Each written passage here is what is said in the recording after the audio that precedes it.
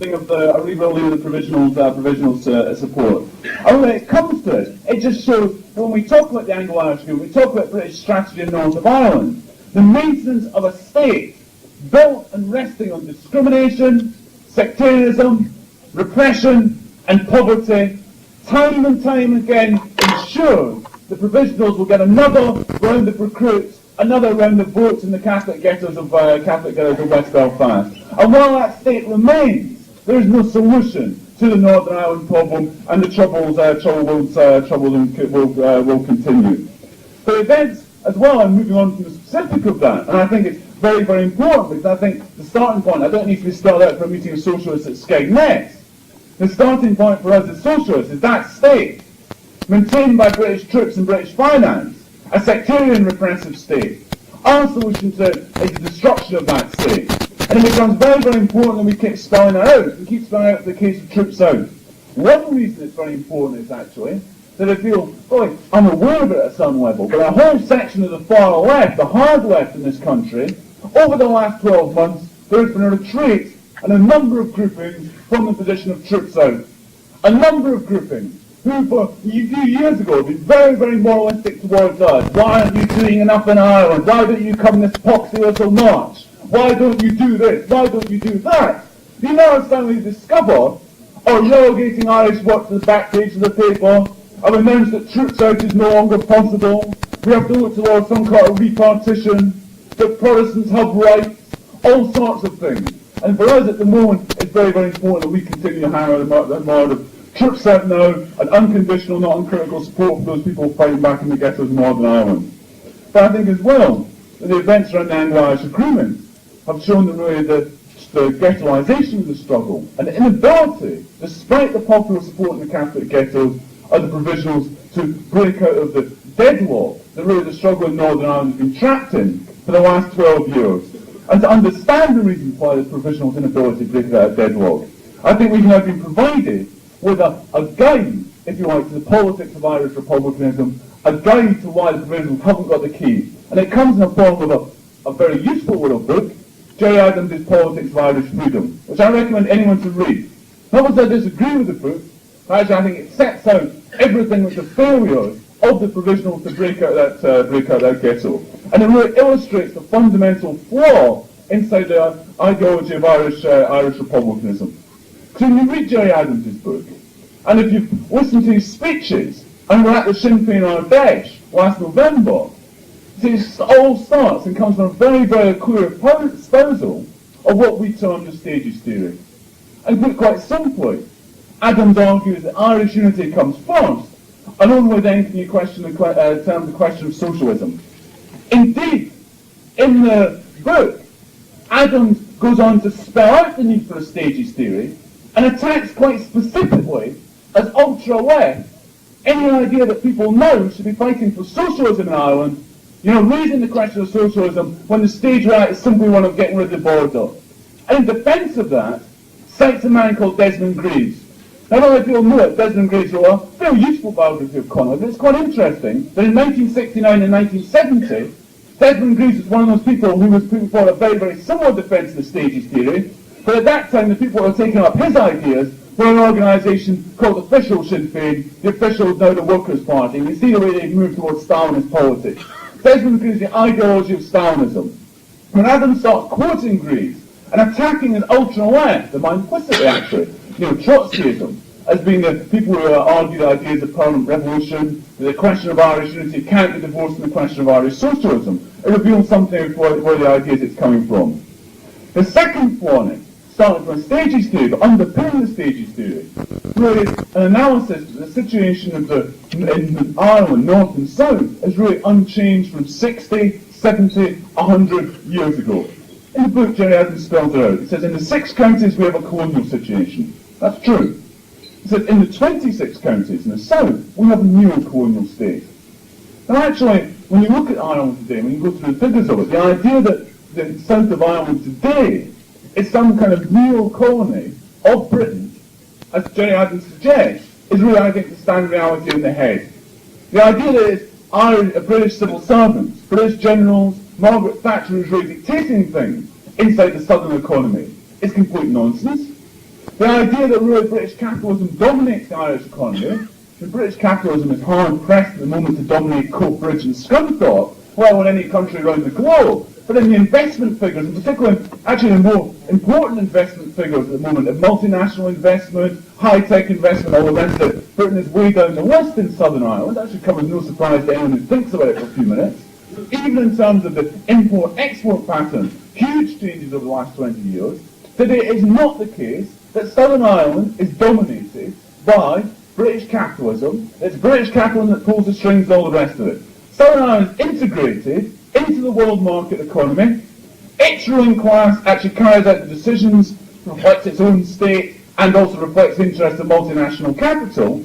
And the importance of that isn't academic, because I want to just start out. If you believe that the south of Ireland is a neo-colony of Britain, that really Britain dictates what goes on then it's quite logical to believe that the fight in the north, the armed struggle in the north against British imperialism, against the British troops, will then spill over and somehow directly connect with events in the south. The reality is because Irish workers face an Irish ruling class multinational capital, there isn't that direct correlation between the struggle in the north and the struggle in the south. And that, very quickly and briefly, partly explains why, over the last 10, 12 years, we really haven't seen that spillover effect, that mass upheaval. Why for the majority of Irish workers in the south, there's been a level of sympathy with the northern struggle. There is no active support for it. There isn't the logical link that Adams would like to suggest.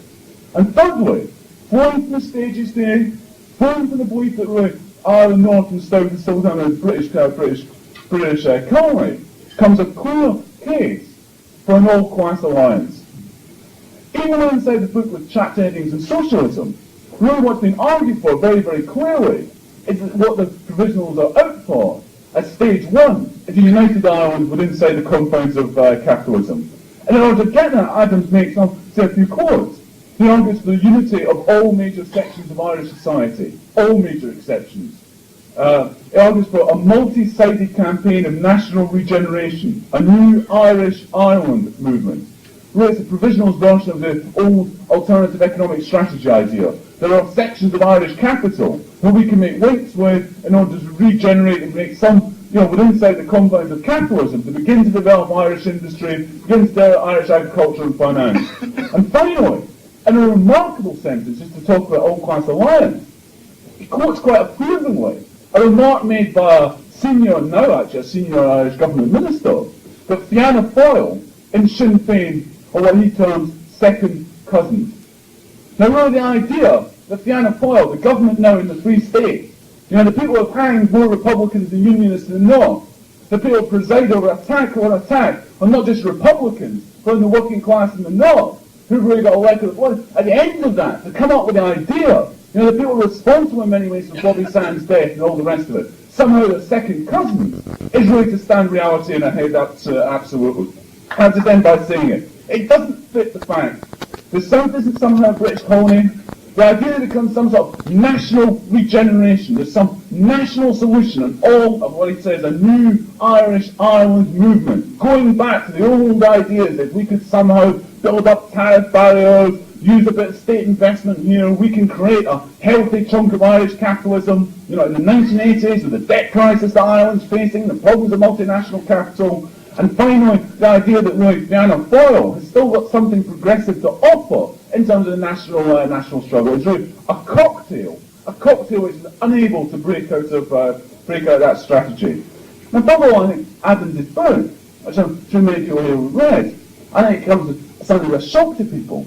That despite all the rhetoric, and it's interesting as well that the last provisionals are dashed, that in Adams' major speeches, time and time again, the word socialism was missing entirely, actually, was never even uttered by Gerry Adams. It showed the limitations of what we term the left turn, the move to the left in provisionals of the last few years. The change in the presentation and the rhetoric, which we saw, the rise of a more radical leadership based in the north inside Sinn Féin. And I think the limits on it, and most clearly seen the limits on it, the idea that socialism isn't on the agenda. We have to understand, I think, why that shift took place inside Sinn Féin. You could see it clearly, actually, inside the debates at the last provisional on bench, particularly over the question of abstentions and a whole number of others. But in the 1970s, for the first time ever in its history, Irish republicanism far from being a movement really of peasants, of sections of the petty bourgeoisie, which it had been historically, by and large, in all the major uprisings against British rule, became based in an urban working class in the ghettos of Belfast and inside Derry. And a movement which faced not just didn't have support from sections of the petty bourgeoisie, the peasantry which no longer existed and the rest of it, but actually found itself facing hostility from all established sections of Irish opinion, north and south. And inside that realisation, it became a realisation that while the provisionals had a certain like hegemony, a certain control, a certain mass support on the Catholic ghettos of the north as a role of defence mechanism, that organised, even in the north, that support wasn't organised. In the south, actually, the provisionals were very, very peripheral indeed. And the last provo on bench, because there's a faction fight going on actually, I think they rubbed it in a bit much, but actually, speaker after speaker went up and gave up facts that I found quite amazing about the level of membership, the level of paper sales in the key southern cities. And really, when they went through the figures, what it really showed is, by and large, very, very small indeed. Tiny handfuls of people, same size really as the average branch of an SWP thing, and you want to talk about it. The contrast north and south, the originals really are a mass organisation, was very, very staggering and staggering indeed. And in order to break out of that problem of unorganised, passive support in the northern ghettos, being peripheral in the south, where a new leadership began to emerge, which saw around Adams, Morrison, McGuinness, who reflected their idea, their rhetoric and all the rest of it reflected their urban roots in the Belfast Derry working class, but also began to argue a new way forward. And the key to that actually was electoral politics. Because electoral politics really gave the provisionals in the wake of the hunger strike a mechanism to begin to organise their support inside the Catholic ghettos.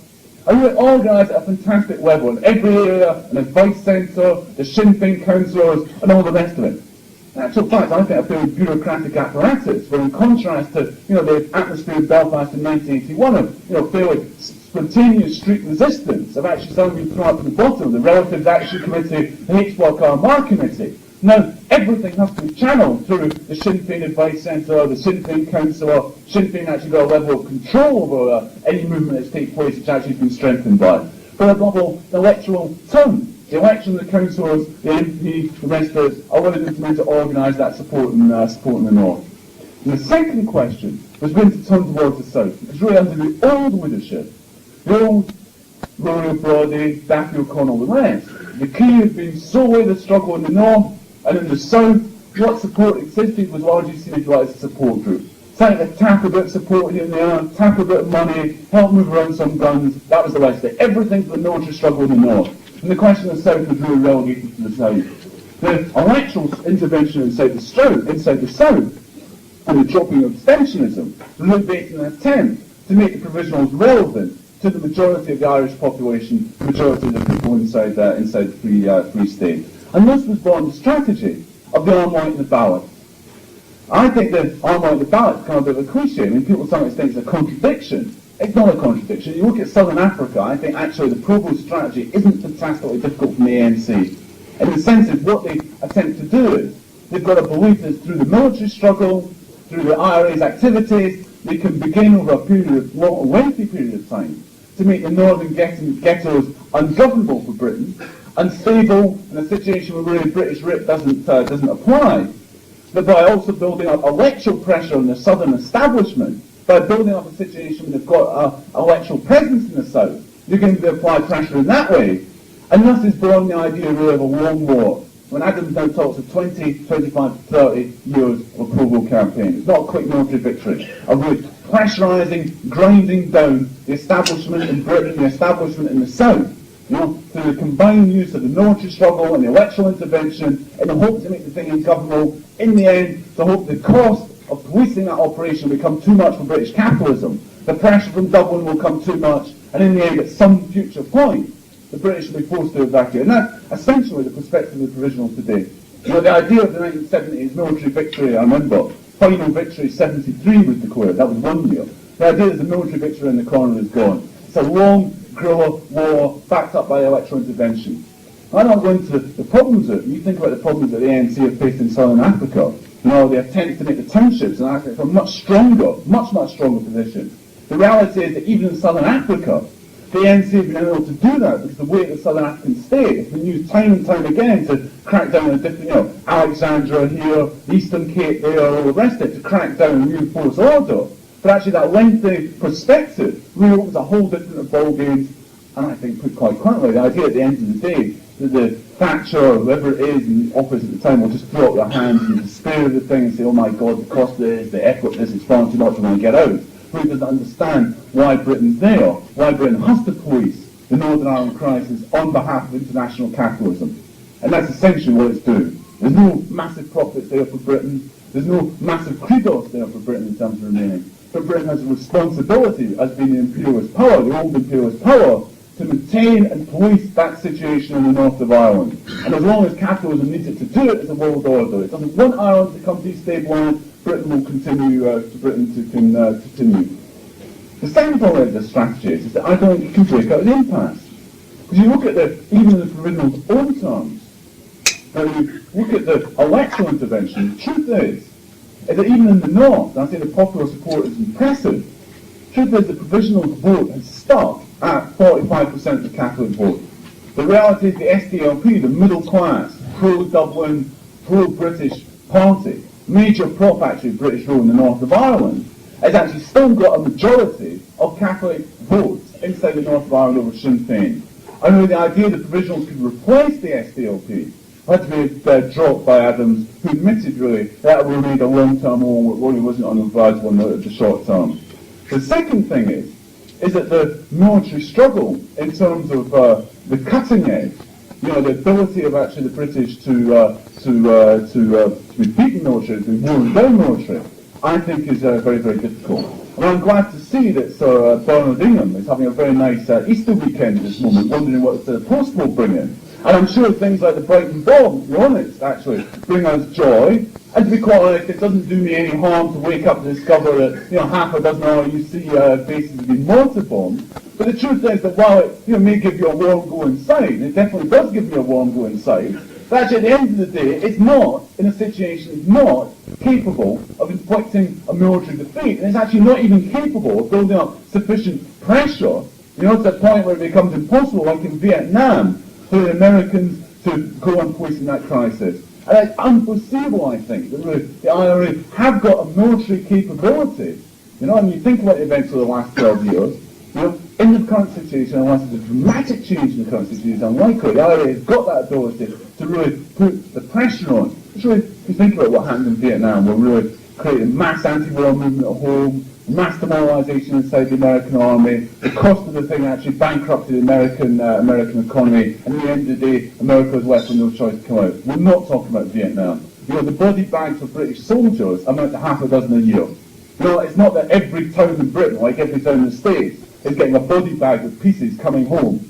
Every kid in America is having to be conscripted to go and fight inside Vietnam. That's not the case in Britain. It's not even the case, actually, by and large, that now every British regiment goes to the north of Ireland. It's now restricted, the policing of the Catholic ghetto is now restricted to crack British regiments who are actually sent into the trouble spots. We've walked that thing down to quite a fine nail. In terms of the second way that we've seen a break in the impasse, the attempt to build south of the border to make the provisionals relevant to the thing, I think that the idea that the provisionals could somehow emulate the Workers' Party in the south, which really was Adams' strategy to take on certain social issues, to try and make the provisionals more relevant to the thing, to offer an electoral platform, really suffered a bad setback in the February elections of this year inside the south. Following the November IRSP decision to drop the position on abstentionism. Now it's true that Gerry Adams at the time urged caution and said it was unlikely, Sinn Féin would make breakthroughs, long-term process, etc., etc. But actually, if you think about the process itself, having dropped abstentionism at the IRSP, being thrown into an election campaign very early on, in the current situation in the south of quite a lot of downturn situation, quite a lot of unease and bitterness about the situation, I think there's a certain logic to it, which meant the Provost became caught up in the idea that actually they could make something of a breakthrough. And in particular, quite blunt about it, the idea was going to, as there is, a hung parliament in the south of Ireland, that if the Provost could get even one TD elected, they then have some pressure, someone else to bear on it, actually becomes a drug And electoralism becomes a drug which really draws the thing out. And then you begin to get things coming. Going from the caution of Gerry Adams to statements in Anne Fodlack in the run-up to the Irish election. Anne Fodlack saying is, there is a growing confidence that Sinn Féin will be the running for seats. Even one Sinn Féin TD in Leinster House would shake that bastion of privilege to its foundations. That's an interesting formulation in itself. One Sinn Féin TD, that the balance of power, actually a massive effort in trying to get a TD elected in Cavan Monaghan in terms of shipping people in. They announced the hope for election results, they said it between 5% and 3% at once, that would actually give them the possibility of getting a TD elected. In the end, they got 2%. In the end, they got less than the total in the previous local government elections in the south and inside the EEC elections. And the reality was, if you looked at the figures, and everywhere really there wasn't an increase for Sinn Féin vote. In reality, at the end of the day, it was the case that, as before, Sinn Féin's electoral support remained very restricted to the border counties around the north, and also to, in particular, certain seats, in particular Dublin Central. I don't want to be cruel to it, but I think Dublin Central actually represents quite a lumpens not the word, but it's the highest level of, of unemployment. It's the most down-pressed section of Dublin society. It's not where the advanced working class live. It's not where the traditions are. You look actually where Sinn Féin was standing in seats with quite a high settled working class, with a tradition of voting left, all the rest of it. The vote was very, very poor, very poor indeed. And in that situation, really, the provisional electoral breakthrough didn't just even appear. The vote went down and it created something of a shock inside, I think, in terms of the organisation. And I think the reason is quite simple. The election was fought on the question of tax, jobs, immigration, the rest of it. At the end of the day, a whole number of other questions actually, at the end of the day, Sinn Féin had very, very little to offer indeed. It's not just a case that, as Adams would say, we've neglected these things in the past. Even the options on offer, when put up, were really a rehash of a vaguely left-wing Fianna Fáil, Workers' Party, traditional cocktail of things. If we got the troops off the border, the money saved would then solve the Irish problems. If we could build up tariff barriers, a bit more money in Irish industry, the Irish language being regenerated, rebuild Irish culture. Really, in that sense, it is a left-wing version of Fianna Fáil, which has dominated the Irish left for years upon years upon years. Those policies themselves aren't going to appeal to Irish workers who are going to be forced to take that medicine, forced to take that rhetoric decade after decade after decade. And that really brings us to the real question, I think, of the provisional inability to break through, and back to Gerry Adams' book. Because that inability to break through, if you regard Charles Hoy, the current Prime Minister of the South of Ireland, as being a second cousin, really, I think that shows why you, at the end of the day, you've got a class understanding of the Irish situation, you understand the nature of the southern state, and actually you're unable to challenge that state. And it becomes more than that. When I started off by saying Charlie Hoy is a second cousin, but in an editorial inside Anne Fodlack, it even went further than that. Really, starting out after the drop of abstentionism, Anne Fodlack editorial announced the Garda, the Irish police, and the Free State Army are the constituted forces of this institution. That's Leinster House, the Irish Parliament. We mean them no harm. We mean them no harm. The Garda and the Irish Free State Army are ringed along the border, harassing Republicans, our comrades in Dublin. Special branch member of Israeli-made submachine guns hanging around our branch meetings. We don't mean them no harm. We know what we're going to do with the buggers. At the end of the day, for them to announce these people are really some sort of second cousins, they maybe have something to offer, historical crimes in the past not permitting at the end of it, doesn't really raise the idea that it's absolutely clear these people are the Irish ruling class, the junior part of the British imperialism, the key agents of British imperialism in pushing the Irish crisis in the north. We've got something to offer them, but it's the spectre of the Irish working class dealing out class justice. The limitations of that as well, of the whole ideology they face, of electoralism, very, very briefly, I think was also seen of the Ardèche on the question of abortion. And I just want to say it very, very quickly. I think the question of abortion is fundamentally important in the south of Ireland. Sinn Féin had a policy, had been previously totally opposed to abortion. They dropped the word totally. 2 years ago, they smuggled through, really did smuggle through, a clause for women's right to choose. This year, the leadership came down like a ton of bricks on the women's right to choose position. And the rationale for it, in speech after speech after speech, was really cool. I was sitting in the room listening to it. Now, people who come from a feminist background, who joined Sinn Féin, standing up and saying, this is losing us votes.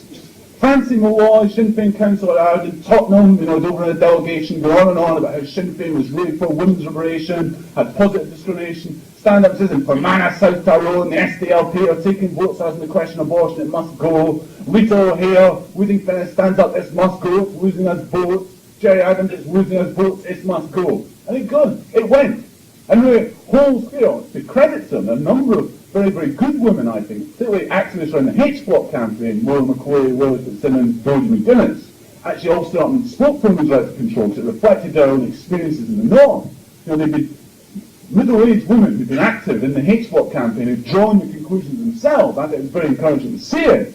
But I think it's disgusting that people like Adams, who goes on his book about wonderful Sinn Féin are about women's liberation, to stand up and make those bloody arguments that it loses those votes, it might go.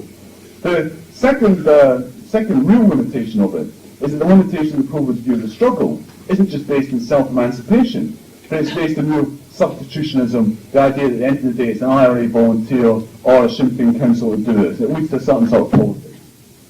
I'll just illustrate it. It can lead to the rhetoric, but then the conclusion. So again, in a forward-looking after the election, you get the rhetoric. Causing us all hold fast a revolutionary vision for Ireland. And this vision includes a number of new economic and social structures which simply cannot exist in the present system. Fine. A bit further down. This is our long-term vision of society. But people hurt in the short term. They lose their jobs in the short term. They get sick and need hospitals and medicines. They have their electricity cut off and they freeze in the cold. They are forced to live in inadequate housing with no extra money for even a night's entertainment, etc., etc. It's these problems that committed, radical representatives can fight to redress in the short term. The conclusion is in the long term we have a maximum programme, we should talk about socialism. In the short term, vote us in, we'll fix your drains, we'll do something about street traders' rights in central Dublin, we'll deal with the street peddlers of heroin and all the rest of it. I've got to shut up, but I just want to make this point before I end, is also I think that sort of politics in the North means that over the Anglo-Irish agreement, really the provisionals have been unable to counter the thing in terms of the attack from the British. The British may have allowed them through the behaviour at the funeral a few weeks ago to recruit their losses. But really, they start off the provisionals by appealing to a united front of Hoy and Hume and themselves against the Anglo-Irish agreement. The main people actually bloody selling the thing. And then after looking around for a little while, Martin McGuinness announces that the Royalists are doing our work for us. When he said this, I was in North Belfast. The work they were doing for us consisted of Catholics being driven out of their homes in North Belfast.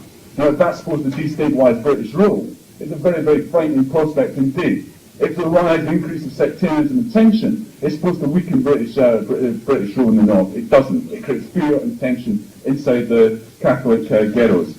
And more important, it means that when it comes to countering that increased repression and sectarian attacks, they've got no real notion of how to mobilise beyond the confines of getting people elected by Senate. Particularly in Strabane and Derry, our commons in Strabane suffer very severe repression. Our commons argued very hard, and I think quite correctly, for the idea to fight back is trying to organise massive street demonstrations, harassment of British patrol, trying to mobilise people on the streets. Sinn Féin actually argued against that and said we can sit back and watch the Anglo process unravel, allow the Royalists to do their work, we don't need to go out in the streets.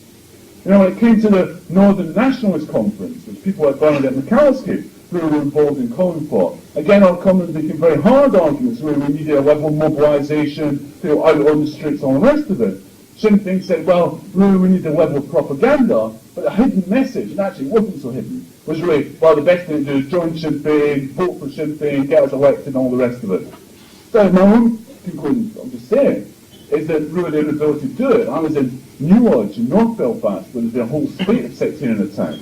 And we were with one of the very, very left-wing Sinn Féin councillors, a guy I personally quite like, who certainly sensitive around revolutionary politics, around people's democracy in the past, all the rest of it. I was in the House where people were asking, what can we do, we've been driven out of houses, all the rest of it. His answer was one, leave it to the IRA, which as the street was occupied by the RUC and the Brits, who of course wasn't doing anything about the Royalists, the idea that a man in a mask could walk down with an arm line and start solving the problem was a bit unrealistic. It didn't cut any ice at the time. And then secondly, come to us, phone up the Sinn Féin Advice Centre, all the rest of it. The real argument is we are prepared to raise the idea of actually trying to mobilise people around the attacks. So it's been done before in Belfast, the idea of trying to mobilise people inside the Catholic ghettos on the streets to fight back against that fear, fight back against sectarianism and the rest of it. And it says, well, they're actually to the DHSS strike at the time. There are 2,000 DHSS workers on strike against sectarian attacks. So they've relegated that to one page of the paper. I'll just end by saying, our position is unconditional support to the Povos, are unconditional in the sense that we don't judge the support we give to the struggle in Ireland on the basis of the Povos' politics. If we did, we would support it. If we judged our support for the Irish struggle on the question of abortion, we would support it. If we judged it on the question of particular tactics, the conditional question of tactics, say the Birmingham bombing, we wouldn't support it. We don't start from that. We start from our idea of general support for that struggle, and then we come on and say, actually, we're not uncritical in that support. We don't go on with the likes of Militant and all the rest of it. And we say we're not uncritical, we don't believe they can win. In particular, we don't believe they can carry the struggle forward, mobilise the working class, and time again their politics, whether it's an inability to raise the abortion issue in the South, to offer a way forward to mobilising people in the ghettos in the North, to relate to striking DHSS workers, to relate to economic struggles in the South. I mean, not only can't we mobilise workers, actually the politics themselves cut across that mobilisation. The argument isn't often easy to carry, it's one that's often parodied in the West. I'll just say the importance for it is this. Unless we combine that support for the Irish struggle with the criticism of the provisionals, we won't be able to build an organisation, a revolutionary alternative in Ireland. The worst thing that our Commons and the SWN can have with is a group who really just acts as cheerleaders for a bunch of Republicans in the North. We need to be actually helping and promulgating the ideas of Marxism, having the arguments of people influenced by provisional policies, mobilising around the question of Ireland, yes, but not hiding our politics.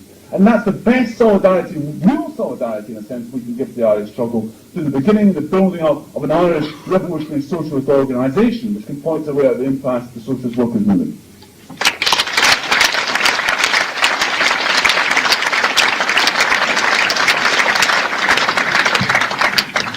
Right, we've got about 25 minutes for discussion. If people want to come down to the front and use the microphone, then people will be able to hear you better.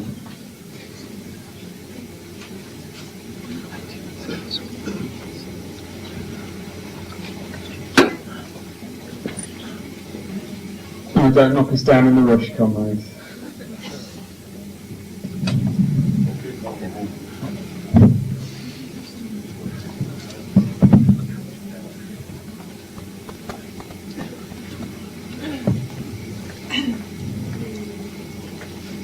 Yeah, just a quick question really.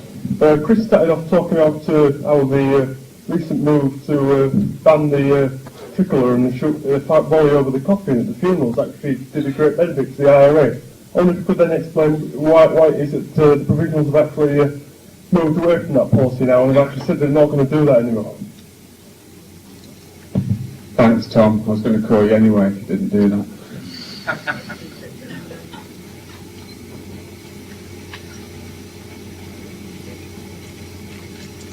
You come right over there.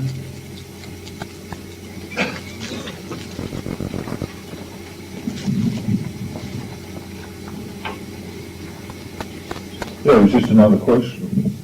I was just wondering whether there is anyone at all within Sinn Féin who is arguing for the socialist politics. I mean, we said that Jerry Adams isn't, I read the book as well, you see that he's not really.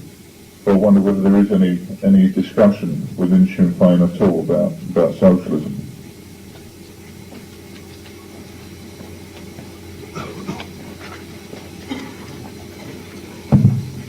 Come right over there and come to the front.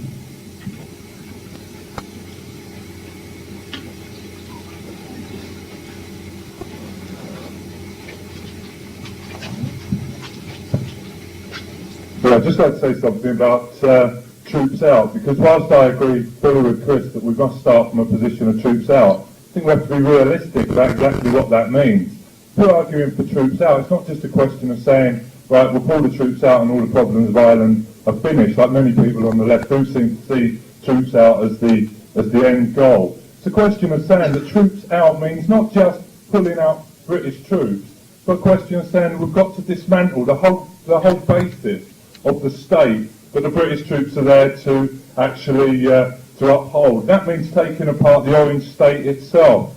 And if you look at it from that perspective, you can see actually how unrealistic it is to say troops out on its own and not qualify that by saying troops out will only ever come about by building the Revolutionary Socialist Party. I think that's very important. We do start from a position of troops out, but we start from a position of troops out realising that troops out is a sort of demand that can't be brought about without the revolution that will build socialism.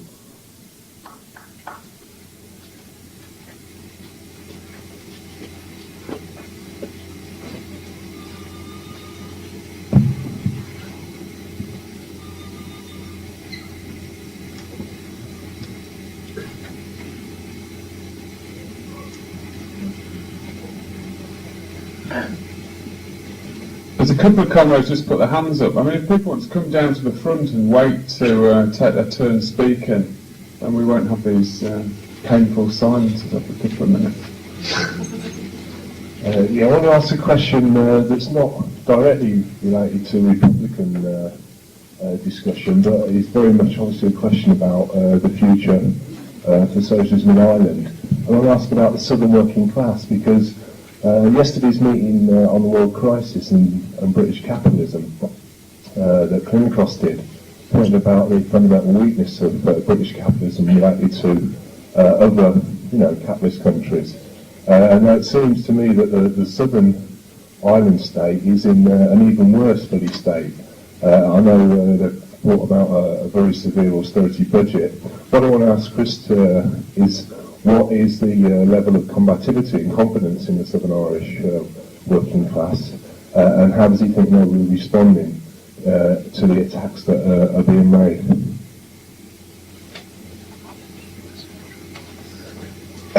Yes.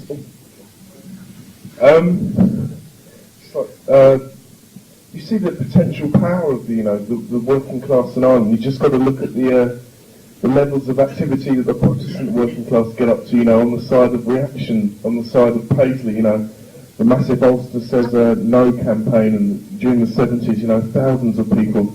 It just goes to show that if those people could, be won towards a totally different sort of way of fighting for socialism, to working together with the Catholic working class, then that is the solution. And also, can I have some more examples of where Catholics and Protestant working class across Ireland have come together?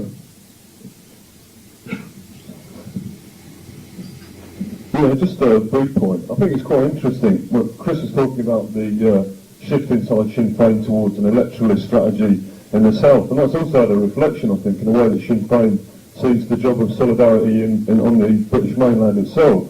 And if you look at the Troops Out demonstration recently in Sheffield, there was quite an interesting string of speakers from Sinn Féin, one in particular from DERRY Sinn Féin, who was arguing that the job of socialists in Britain, he was fairly explicit about it, the job of socialists in Britain was to join the Labour Party and actually try and fight for withdrawal of British troops through the election of a Labour government and pressurising that Labour government to withdraw those troops. And really, what was interesting about the way he said that was that it was premised on a recognition that the military strategy in Ireland itself, internally, wasn't sufficient to actually push those troops out. And because he doesn't have a perspective of looking to the northern and southern working class uniting to push those troops out, then he's led into a position where he has to seek an external solution, an external reformist solution, which actually says the job of socialists is to actually, elect a Labour government. And we all know the record of the Labour Party in Ireland. It was the organisation that sent in the troops in the first place, introduced the Prevention of Terrorism Act,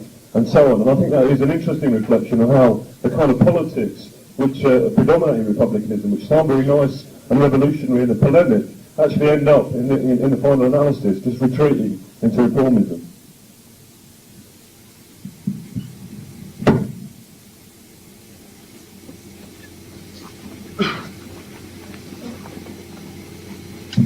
I'd just like to come back on the question, the comment.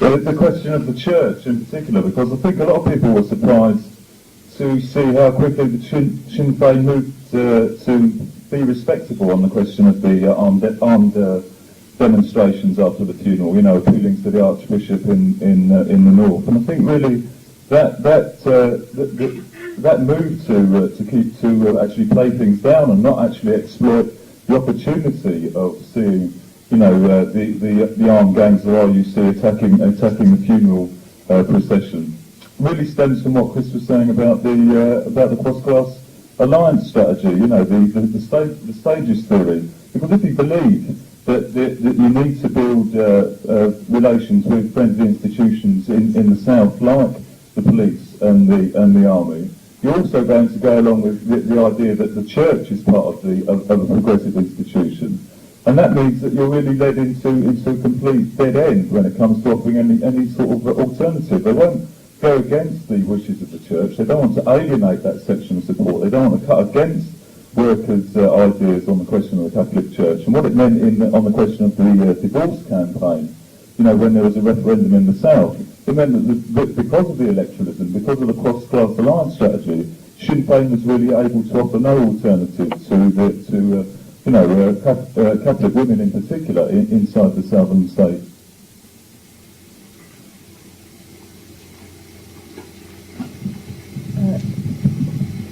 I think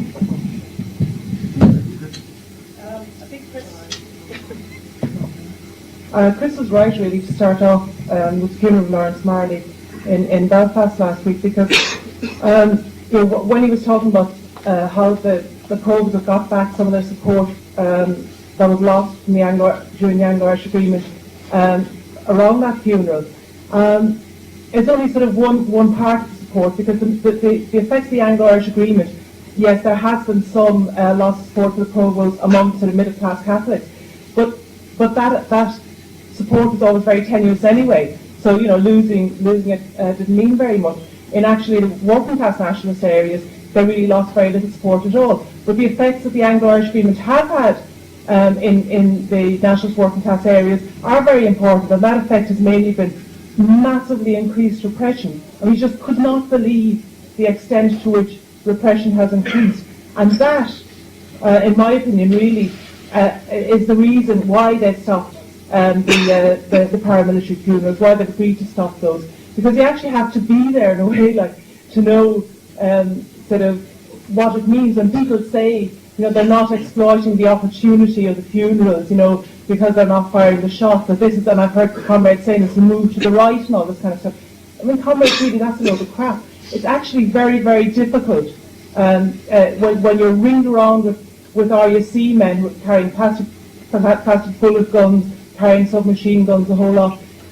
You're actually asking people to go in and quite honestly risk their lives in order to have this little bit of pageantry. And I mean, I actually think that it's actually a sign of the military weakness of the IRA at the moment, and the massively increased repression, and the ability of the RUC and British Army to actually stamp down on those kind of demonstrations. That's actually why they're doing it, and that's really important, because I mean, to say that it's because of the weakness of their politics is really not on. Where you do see the weakness of their politics is the way that they appeal to the church, because I mean, really one of the main props of British rule in the north of Ireland is the Catholic Church, just as it's the main prop of the southern ruling class in the 26 counties. And to appeal to the bishops, even though they say we're only appealing to the bishops in order to sort of show them up, but to appeal to the bishops to come in and intervene, well, they're actually sort of building illusions among Catholic working class people that somehow or other the church is a proper institution to turn to, not to actually get out in the streets and to mobilise and make sure that we can actually bury people in a dignified manner. But instead they sort of say, the church should do it for you. And that's really where you see the weakness in that politics. Just a question really. Historically, Northern Ireland's been an integral part of British capitalism, and the British ruling class has done all they can to hold on to Northern Ireland. Now, in sort of the height of the downturn we're in now, can you say how far the British ruling class, why the British ruling class hold on to Northern Ireland the way they do, and how far the Anglo-Irish Agreement was an attempt to distance themselves from that role. Right, comrades, I'm going to ask Chris to come back and sum up now. So start with Gretty's starting point. I think the point about the level of repression in a whole series of places like Strabane, along the border, where really they've built, I think you'd have to go and see it actually in South Armagh. It's like something out of Apocalypse Now. The defensive wall is actually built up. The level of repression in the south is very, very important. That's the other side of the Anglo-Irish Agreement. And that is essentially what the Anglo-Irish Agreement's about. The Anglo-Irish Agreement isn't about making trickles illegal. I mean, legal, they are already, for all intents and purposes, legal in Catholic ghettos where people fly them. It's about increasing the level of repression north and south and coordinating that level of repression between Dublin and London. And you can feel the effects of it in the Catholic ghettos on the border in Belfast and Derry. On the question of the funeral, see, I've not really got a hard and fast position. It's in part of the fact I prefer to be cremated, and really the idea of people firing shots over my coffin is, waking up from the dead. Doesn't really appeal to me. I agree in the sense that I would never ask. And I remember during the hunger strikes, actually, one of the signs that the hunger strike was going down was when the British felt capable of attacking Joe McDonnell's funeral in Belfast. And that was when actually the movement couldn't defend even that step. That was a huge crisis. What I think is worse about the provisional thing, reading it in the Guardian today, is I do think it's not just an argument that we're not prepared to carry on the ceremony and all the rest of it. I do think there's an element of appeasement written into it for the Catholic Church, as Gretty's rightly saying, we're not using church grounds. I already came out and said we're not actually going to risk people's lives by doing this. I actually don't think you need to write down and say we're not going to use church property. And I'll tell you why. It's quite simple. The last time in Derry when Logan was killed in the Long Tower, the level of bloody attacks in the Catholic Church actually were not prepared to stand up and actually, in that sense, they sell the past. Sinn Féin's far left. Yes, you will get discussions about socialism and Sinn Féin. Many people, many who actually have been in and around the far left in Britain, or in and around the far left in Ireland, now in Sinn Féin, will talk endlessly over socialism. If you afford the price of a pint in Dublin, you can have endless discussion of socialism. What's more interesting is you find the people, and you talk to some of them, very interesting people, Daisy Mules in Derry, for instance, who led the fight for women's control rights, the women's right to choose in the Ardèche, would regard herself as a revolutionary socialist. The limitations on it, though, are actually like this. And I interviewed, actually, in a local newspaper,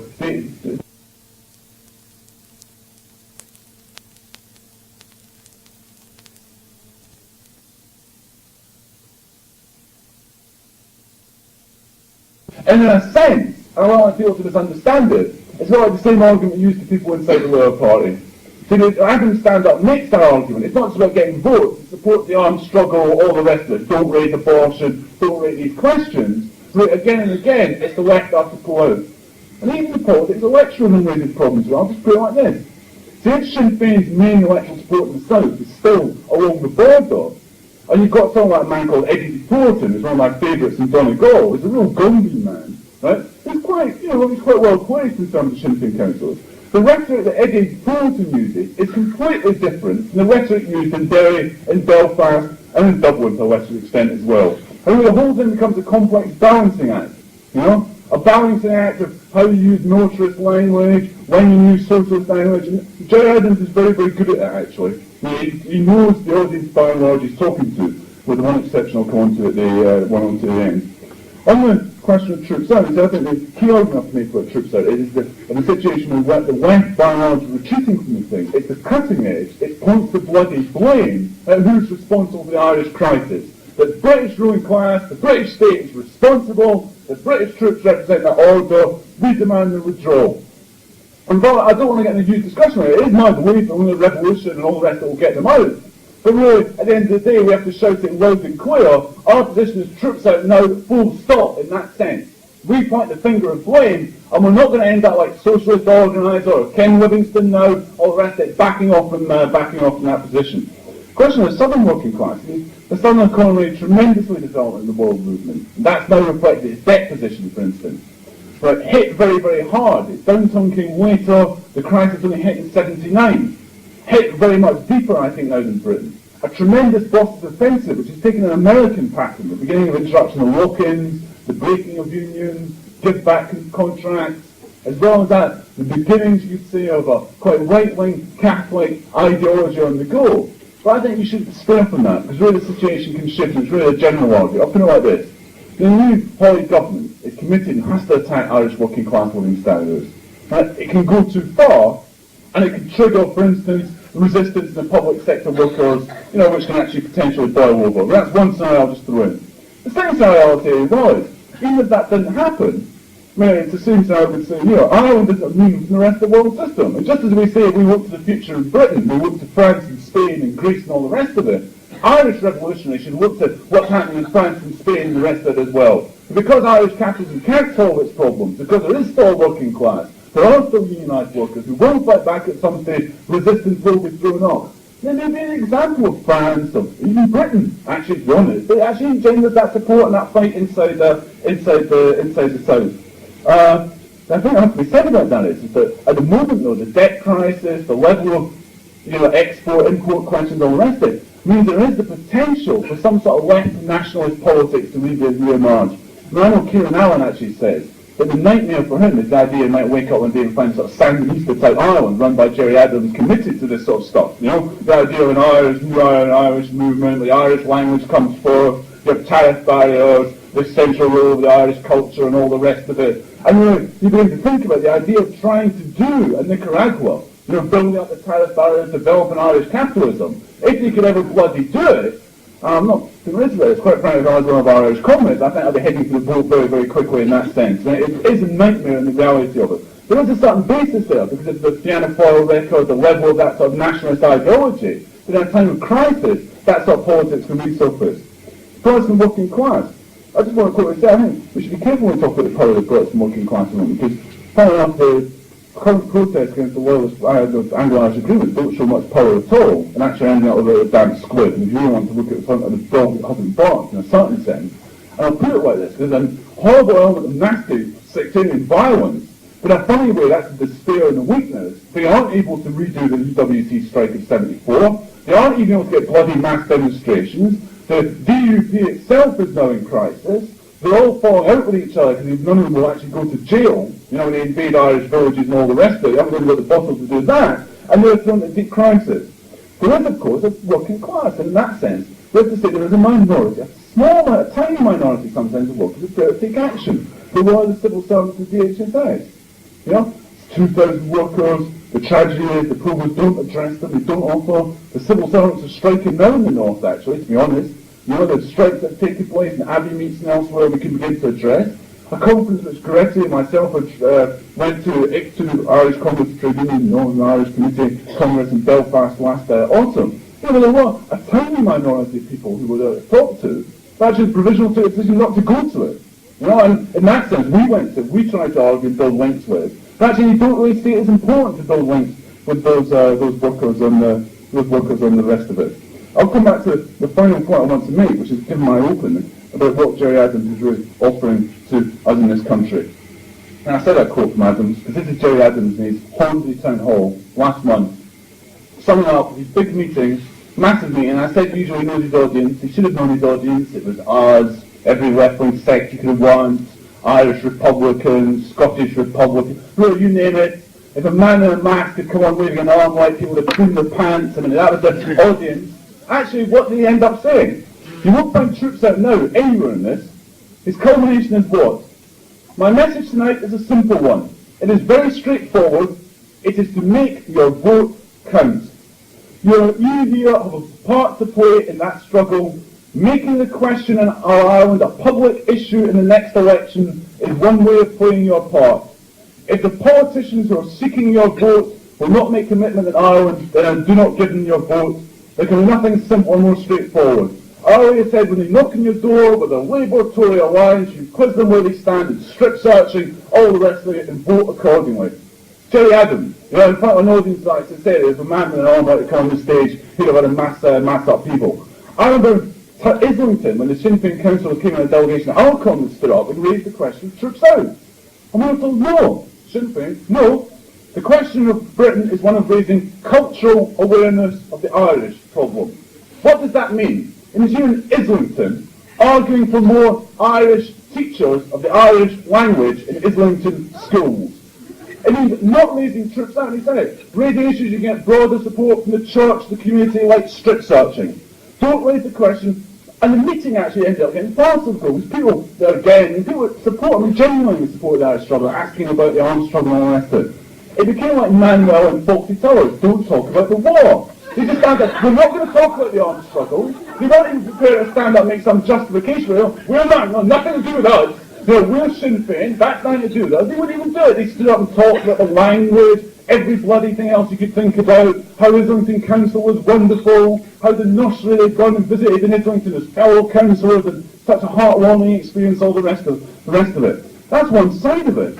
The other side of it, I'll just say this, is I think the left in Ireland is very interesting, that for years we've been plagued by moralistic groups that are bleating on about why we don't have enough people in the demonstrations. I think you can see where moralism ends up. You end up with a group like Socialist Organiser for years bleated on, suddenly announcing we have to take the Protestants into account and we have to have a federal solution for an Ireland, which amounts to repartition, with a separate Protestant state in the north. That's our solution. Now they say troops out. They attacked me at NUSB, I thought it was a unionist. You can't argue troops out, it addresses nothing at Protestant workers. You know, they actually walked out the unionists, funnily enough, in the meeting. You know, they actually argued for a separate bloody Protestant state at the end of the day. The RCG, I remember them, it's so bloody moralistic at every question.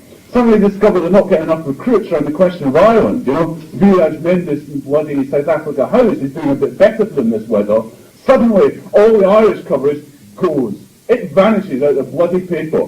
The other side of moralism is the lunacy of it. I mean, we had a very good presence in the bloody Sunday demonstration in Sheffield. You know, 400 or 500 comrades out of a couple of thousand marchers, very, very good. Well, I was ashamed. At the end of the march, it'd been very good presence. We get to the rally that someone talked about. We get there, we're standing around, usual thing, waiting for David Blunkett or something to say a few words. Then suddenly, all hell breaks out as the RCP decide that they're going to smash up the rally because there's a Labour Party speaker. There's a bloody member from the Labour Committee in Ireland, and he's going to launch a full-scale attack with really any normal, sane person. You know, think like 2,000 people for a Troops Out march, you know, and people fighting on the stage and carrying on. A normal, sane person, including myself, this is just got to the left. Quite frankly, you just think, what are these bunch of bloody headbangers going on about? The moralism leads to that. And if people start by smashing up meetings, going on, you aren't getting off the end of it, 2-3 years of that, they end up by rejecting Troops Out, dumping the question at the back of the paper, shuffling off with the Labour Party, the Women's Committee, whatever the bloody thing is. At the end of the day, what we say, every year we're there, year in, year out, putting the argument, and more than that as well, building one other form of solidarity, which I'll stress, I want to carry from this meeting. The major form of solidarity is helping build the socialist workers' movement, sending speakers over, discussing with them, having solidarity, and in particular something that practically everyone in this room can do, making sure the Irish socialist worker is on sale in every branch meeting, I said any meeting we go to, all the rest of it, making sure the SRBM is pushed at all those events to say there is a socialist alternative in Ireland.